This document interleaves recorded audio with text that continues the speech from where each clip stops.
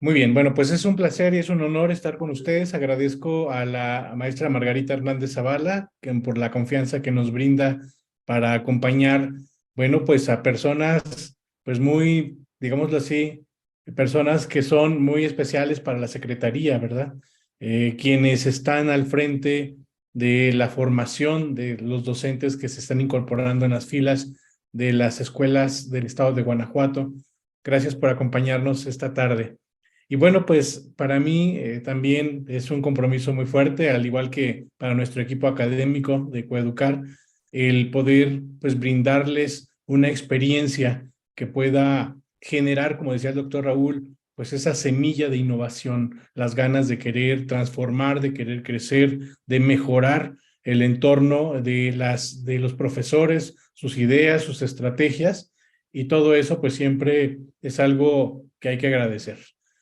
Bien, bueno, pues este momento para mí es un espacio en donde podamos, y yo los quiero invitar a reflexionar, a hacer un ejercicio de análisis de la propia práctica en torno al diagnóstico de las prácticas de los docentes tutorados que ustedes hacen.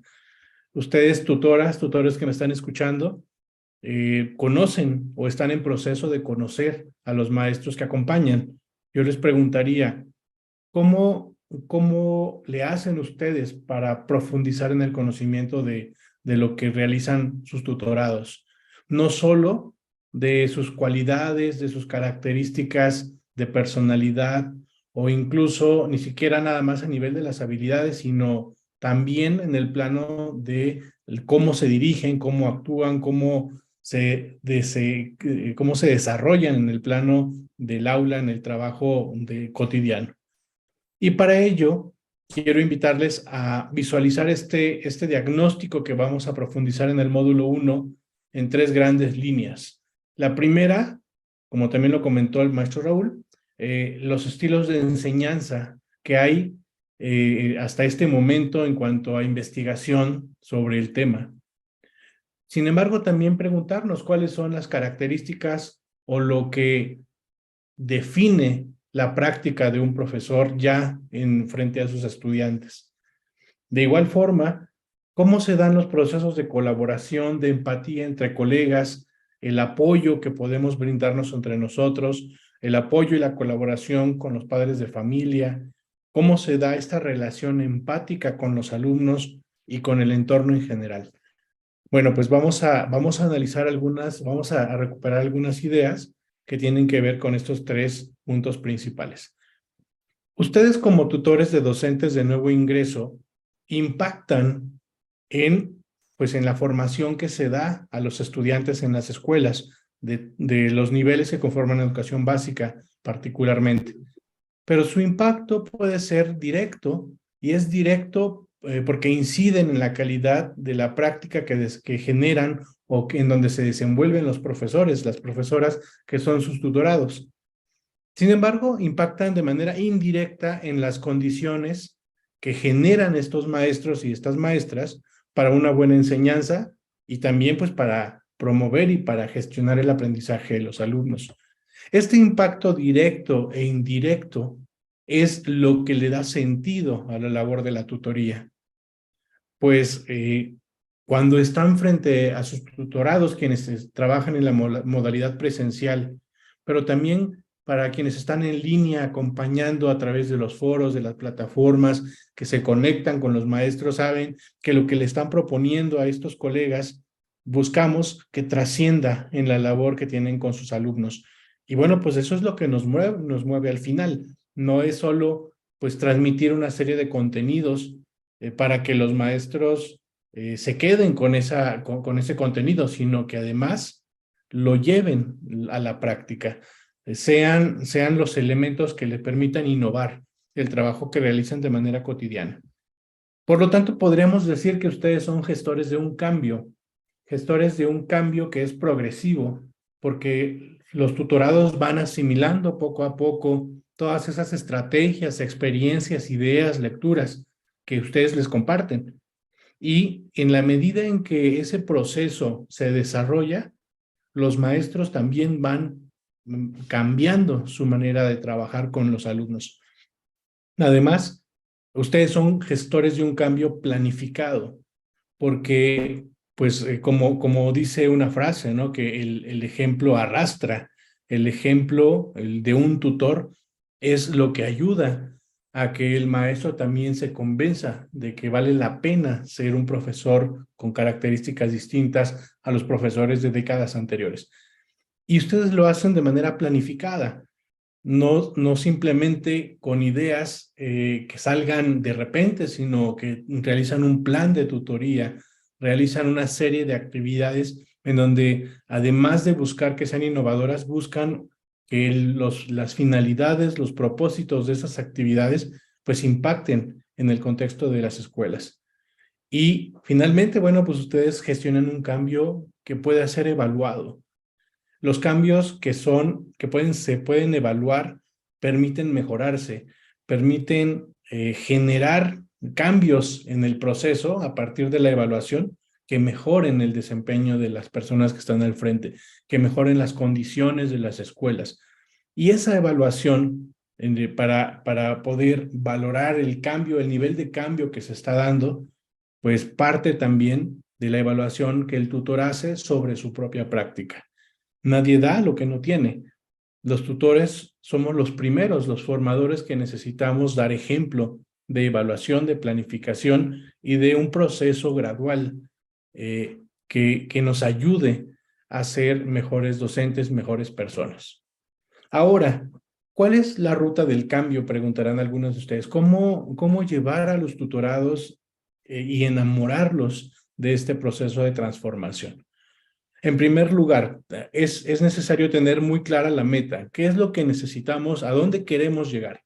Bueno, creen que necesitamos generar o crear una cultura orientada al cambio, en donde los maestros no hagamos las actividades solo por inercia, en donde no entregamos planificaciones simplemente por cumplir un requisito, sino que realmente lo hagamos porque nos importa la niñez, nos importa el desarrollo de esos jóvenes que tenemos en las escuelas, porque nos interesa generar una sociedad mejor. Y esta meta, pues no se puede alcanzar si no evaluamos lo que hacemos. Solo es posible crear una cultura orientada al cambio si hay un proceso de evaluación de nuestra propia práctica, de toma de conciencia de lo que hacemos, de reflexión sobre las estrategias que utilizamos, las técnicas que estudiamos, los cursos que tomamos. Todo eso necesita ser evaluado. Y para llegar a esta meta, a partir de la evaluación de las prácticas que realizamos, la sugerencia es seguir tres pasos que son base de la creación de una cultura del cambio. En primer lugar, sensibilizar a los maestros que tenemos como tutorados. Tenemos colegas que tienen una historia personal y profesional que en ocasiones opaca el brillo que pueden transmitir a sus estudiantes por distintas razones, familiares, sociales, bueno, de toda índole.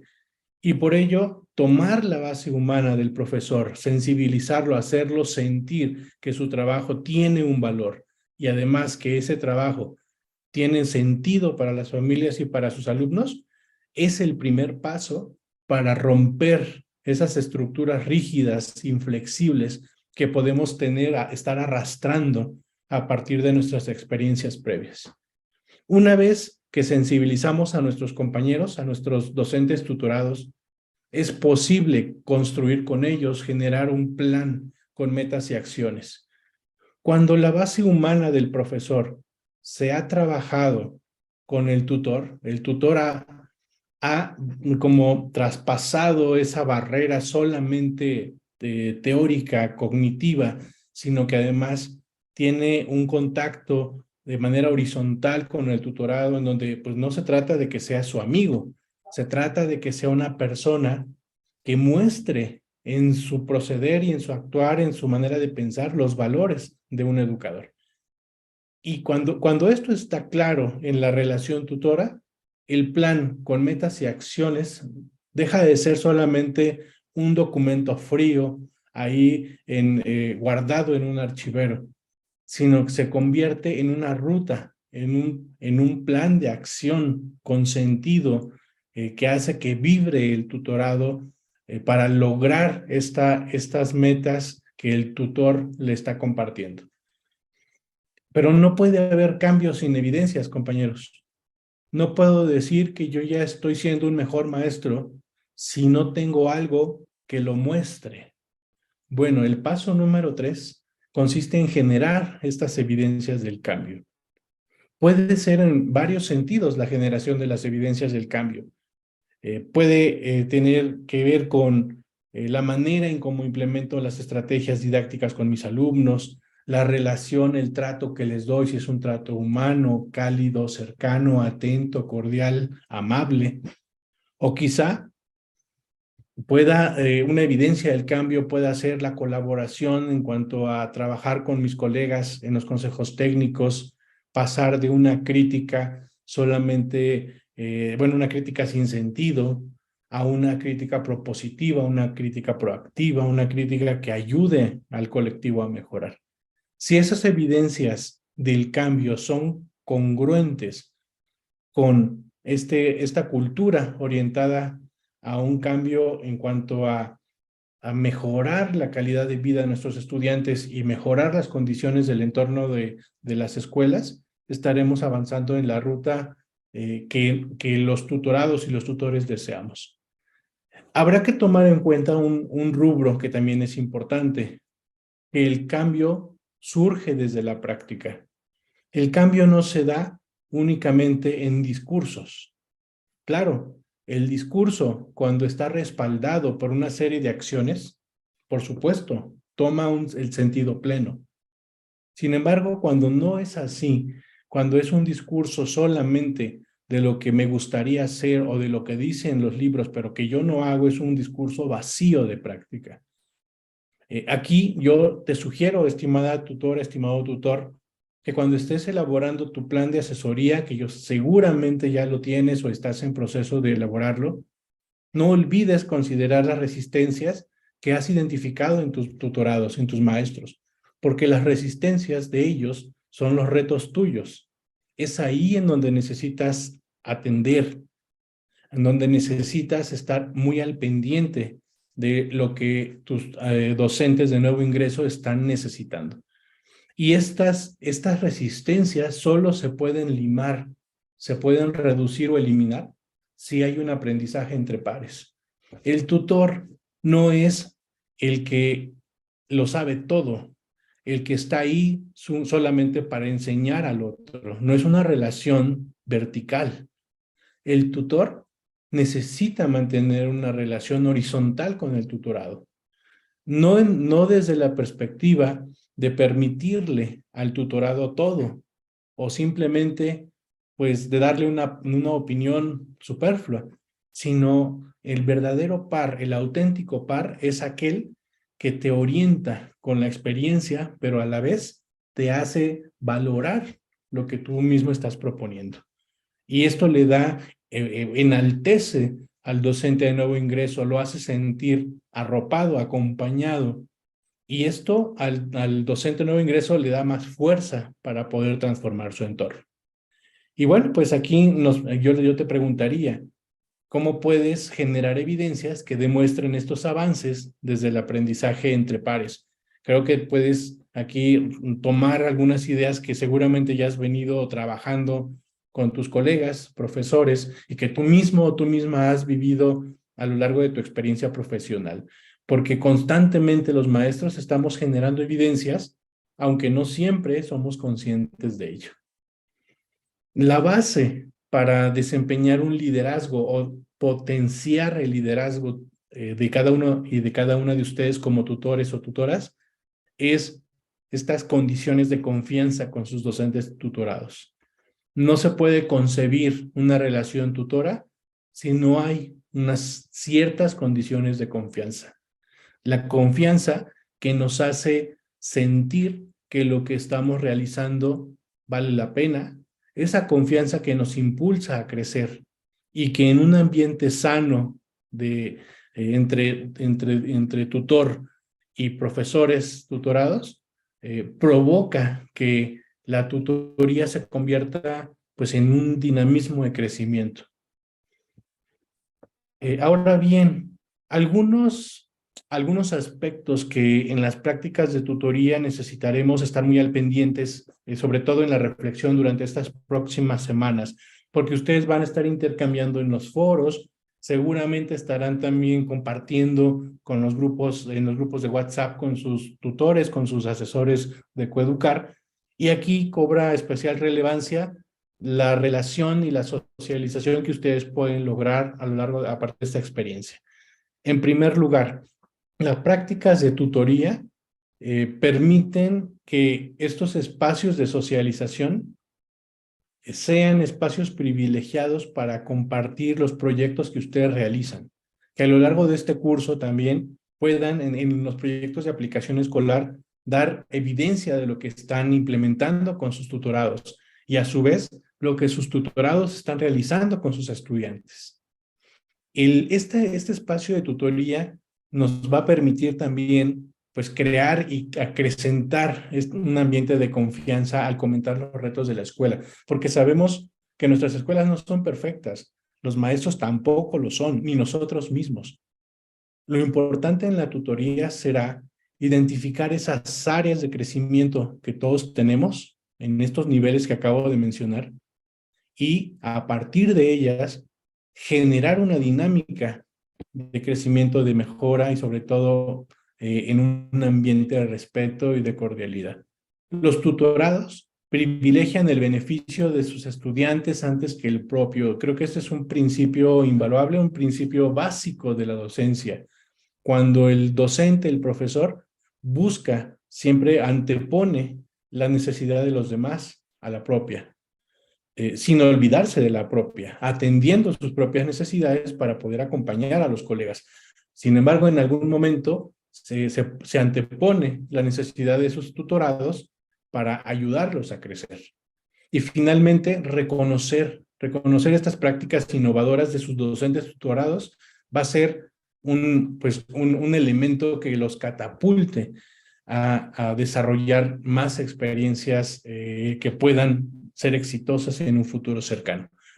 Si consideramos estas características de la tutoría, los rasgos de la tutoría, podremos nosotros a lo largo del módulo 1 profundizar en el tema de la evaluación de las prácticas y en particular para elaborar un diagnóstico de las prácticas de sus docentes. Y aquí yo les quiero compartir una propuesta que ya el doctor Raúl en la parte introductoria de la sesión nos mencionaba, el enfoque socioformativo, como un enfoque que nos permite graduar las prácticas en niveles de desempeño, en niveles que posibiliten una mirada crítica, reflexiva, una mirada que nos ayude a avanzar de un nivel receptivo, como lo tenemos aquí en la pantalla, hasta lograr el nivel estratégico. Del lado derecho he colocado algunas estrellas porque es una escala que se utiliza con frecuencia, que nos puede ayudar también, siempre haciendo relacionando las estrellas con cada uno de los niveles. Vamos a ver a continuación algunos ejemplos de cómo ustedes podrían visualizar la labor de sus tutorados bajo este esquema, bajo este enfoque socioformativo. En solo puntualizar que cada nivel, en el nombre del nivel, lleva un significado inserto. El nivel receptivo, como este nivel en donde las personas únicamente con una posición, de pasividad, recibimos los estímulos externos. Podríamos decir que en este nivel simplemente somos receptores de la información, de lo que sucede a nuestro alrededor, pero no somos agentes activos, sino más bien pasivos en la manera en cómo nos desempeñamos en las aulas. El nivel resolutivo, en donde hay conocimientos de algunos aspectos básicos, generales, sin embargo, todavía esta visión general, sin profundidad, sin tener una actitud de enfrentar el problema, sino más bien describirlo, explicarlo y tener una visión de ella, o de este problema, pues es lo que caracteriza a este nivel resolutivo. En el nivel autónomo, lo podríamos definir como el nivel en donde hay más elementos de análisis, de propuesta, hay un juicio más crítico, hay un conocimiento de la realidad más profundo. Y en el nivel estratégico, pues en donde nos atrevemos a generar cambios en la realidad. No nos quedamos con el conocimiento del entorno, sino además incidimos en él. Ahí podríamos hablar de que estamos en un nivel estratégico. Si estos significados de los niveles que acabamos de ver en la diapositiva anterior, los trasladamos a la práctica del docente, particularmente a la elaboración de las planeaciones didácticas, podríamos observar algo como lo que están ustedes viendo en este momento en la gráfica. De un nivel receptivo en donde se da la adaptación de un documento, de una planeación, podríamos avanzar hacia el nivel estratégico, en donde las planeaciones de los profesores no solamente son un conjunto de contenidos o de elementos de los programas que están establecidos por la SEP, sino que además todos esos elementos curriculares que se nos solicitan trabajar con los alumnos nos lleva a un enfoque centrado en el abordaje de problemas del contexto de los alumnos. Y la planeación se convierte en ese recurso, en esa herramienta que nos ayuda a los maestros a organizar todo nuestro plan, nuestro currículo para atender necesidades de nuestros estudiantes y a partir de desafíos, de problemas de su contexto, lograr mejorar su calidad de vida, lograr impactar en los aprendizajes y a la vez en una organización de actividades más situada, contextualizada, basada en problemas, etc. Pero no olvidemos que hay niveles intermedios en nivel autónomo, en donde la planeación considera los elementos curriculares básicos que son los aprendizajes esperados. Sin embargo, todavía no se llega a un contexto, al contexto del alumno. Todavía las situaciones de aprendizaje que se presentan no tocan el entorno de los estudiantes, se quedan todavía un poco en el plano de la simulación, de los casos que son hipotéticos, pero no aterrizan en el contexto de los alumnos. Mientras que en el nivel resolutivo, las actividades y los materiales todavía se basan en contenidos temáticos, sin acercarse a una enseñanza más contextualizada y situada. Ahora, si estos niveles de la taxonomía los llevamos a la organización de la clase, ¿cómo podríamos ver de manera como si estuviéramos viendo una radiografía de la clase de manera general?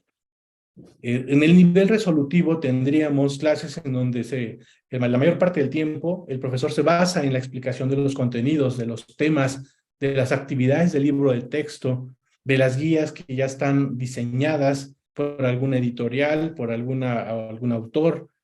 Simplemente se reproduce el contenido en la clase. ¿Y qué tendríamos que hacer para avanzar hacia el nivel estratégico? En donde las actividades, así como en la planeación, ya se visualiza el contexto de los alumnos a partir de los elementos curriculares. Sin embargo, en la clase, las actividades ya se basan en esas situaciones problemáticas, significativas, en donde los alumnos generan evidencias que demuestran la mejora de su entorno. Imaginemos una clase en donde el maestro o la maestra está llevando a sus estudiantes a mejorar algo en la vida familiar, en la vida del grupo, en la vida de la comunidad, a lo mejor a nivel ambiental, quizá en la parte de los valores o en el cálculo matemático cuando se hacen compras o en las condiciones incluso económicas de la familia. Cuando estas actividades impactan el entorno del estudiante. Y si contrastamos con los niveles intermedios y a nivel resolutivo, bueno, pues se queda ya, va un poco más allá de las actividades como descontextualizadas, sino aterriza en los saberes previos, permiten las actividades recuperar lo que saben los alumnos, aunque todavía no los lleva a la transformación de su entorno, como en el nivel estratégico. Y en el nivel autónomo, pues hay más conciencia de los aprendizajes que se quieren lograr, hay evidencias y hay ya técnicas de evaluación. Pero estas evidencias y estas técnicas todavía no están situadas ni contextualizadas como en el nivel estratégico. Y finalmente, para cerrar esta parte de los ejemplos de la taxonomía socioformativa, si ahora visualizamos la manera en cómo evaluamos los aprendizajes en el nivel receptivo, en donde se valora la apropiación de los contenidos, en donde los cuestionarios y los instrumentos que se aplican permiten valorar qué tanto el alumno pues se ha asimilado o ha integrado ciertos contenidos de la asignatura o del campo de formación de la clase, vaya, hacia un nivel estratégico, en donde los instrumentos no solo se quedan en lo conceptual, en lo memorístico, sino que las evidencias que ya se han generado en la clase de manera contextualizada para la evaluación son el insumo principal que le permite a la maestra, al profesor, visualizar qué tanto está avanzando en el aprendizaje que se pretendió alcanzar. Pero ese aprendizaje no solamente en el plano cognitivo, sino ya de una manera más integral en lo que hace el alumno para mejorar su entorno. Y además, a partir de esas evidencias y a partir de la aplicación de esos instrumentos, la maestra y el profesor brindan una retroalimentación que le ayude a mejorar lo que el alumno está haciendo. Pensemos en este tipo de evaluación que trasciende solamente la entrega de trabajos, que estaríamos hablando del nivel resolutivo, en donde solamente se consideran las calificaciones por parte del alumno. Lo que le preocupa no es lo que haces ni cómo lo hace. Lo que le preocupa es la calificación que obtiene. Quizá porque nuestras prácticas de evaluación estén en este nivel resolutivo, los alumnos nos están reflejando también lo que ellos esperan de nosotros. Si avanzamos a un nivel más autónomo, nuestros estudiantes pues son más conscientes de los trabajos que entregan, porque nuestras mismas actividades los llevan a tomar conciencia de cómo lo hacen y para qué lo hacen. Bueno, pues colegas, estimados tutores y tutoras, les invito a que reflexionemos cómo andamos en términos de evaluación, cómo estamos organizando nuestras clases, en qué nivel nos estamos moviendo, nuestras planeaciones, cómo las estamos generando o con qué sentido la estamos generando. Porque esto también a nuestros tutorados les va a dar un indicador de congruencia entre lo que queremos que ellos hagan y lo que nosotros estamos haciendo. Bien. En conclusión, un tutor, además de ser consciente del proceso de desarrollo en el plano técnico-pedagógico, que es lo que acabamos de hablar, quiere lograr con sus tutorados, además de eso, además de lo técnico-pedagógico, pues hay una persona, hay un tutor con sentido humano, hay un líder hay un liderazgo que nace de ese ser humano y que dirige a otras personas. Ese tutor que conoce lo que hace, conoce su estilo de enseñanza, que es empático con sus tutorados, que no se impone. El tutor o la tutora que hace sentir su cercanía, que da ejemplo de los valores que promulga o que menciona en sus sesiones, que incluye a todos sus tutorados, que también tiene buen sentido del humor, que no, su cara no refleja la infelicidad de ser docente o tutor, sino que refleja en verdad que esto vale la pena vivirlo, que vale la pena ser un servidor de otras personas, que vale la pena acompañar a otros colegas que están arrancando, que da un trato digno, que se comunica asertiva y transparentemente, sin dobles intenciones, que siempre busca dar lo mejor de sí para mejorar su entorno. Y si a esto lo llevamos al plano de la evaluación, de la organización de las clases, de nuestras planeaciones, entonces estaremos dando pues como el testimonio de ser docentes, de ser educadores que disfrutamos de este rol, de esta vocación, y que no somos personas que estamos aquí simplemente pues por la parte económica o por el prestigio social o por otros intereses que no sean netamente los de servir a otros colegas que están empezando su carrera profesional como docentes. Muy bien. Bueno, pues este curso está diseñado de tal manera que se evalúe con los proyectos o el proyecto que ustedes van a ir generando. Es un curso totalmente profesionalizante y esto significa que va directo a la labor que ustedes realizan con sus tutorados, como decía el doctor Raúl al inicio de la sesión. Entonces yo les invito a que en nuestro PAE, nuestro proyecto de aplicación escolar de este módulo, realicemos las 3 acciones que aquí se muestran en la pantalla. La primera, que analicen en la plataforma, en el manual que pueden descargar dentro del curso, los instrumentos de diagnóstico que se les proponen. Hay un menú de instrumentos de diagnóstico. Les invitamos a que los descarguen, se los apliquen primero a ustedes mismos y después lo compartan con sus tutorados y vean los resultados, los beneficios que pueden obtener de estos instrumentos. Al aplicar los instrumentos a un tutorado, pues que observen la reacción del tutorado, que puedan ustedes recabar información también de lo que el tutorado está reflexionando sobre su propio estilo. Vaya, que el diagnóstico que ustedes hagan de las prácticas de sus docentes de nuevo ingreso sea un diagnóstico sensible, integral, profundo, que no se quede únicamente en obtener datos del tutorado, sino esencialmente que ustedes lleguen a tocar esos elementos que le dan sentido a la labor docente de estos colegas. Si llegan y los llevan a este nivel de reflexión a partir de los instrumentos, de la experiencia, del contacto, creo que estaremos dando un muy buen primer paso. Y finalmente, que analicen los resultados obtenidos al aplicar estos instrumentos y, ¿por qué no? Si se necesitan establecer algunas áreas de mejora, se puede hacer ahora. En esto consiste el PAE del módulo 1.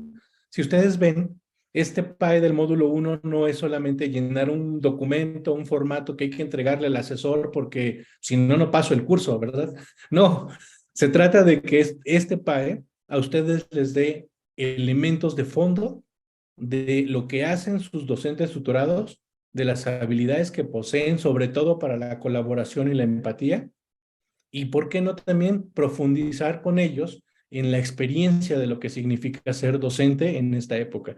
Entonces les invito a que se sumen al equipo de tutores de Guanajuato que pues ya está generando un nuevo espíritu de tutoría. Y bueno, pues agradezco a la maestra Margarita, al maestro Fili, la confianza, la posibilidad de estar aquí frente a ustedes.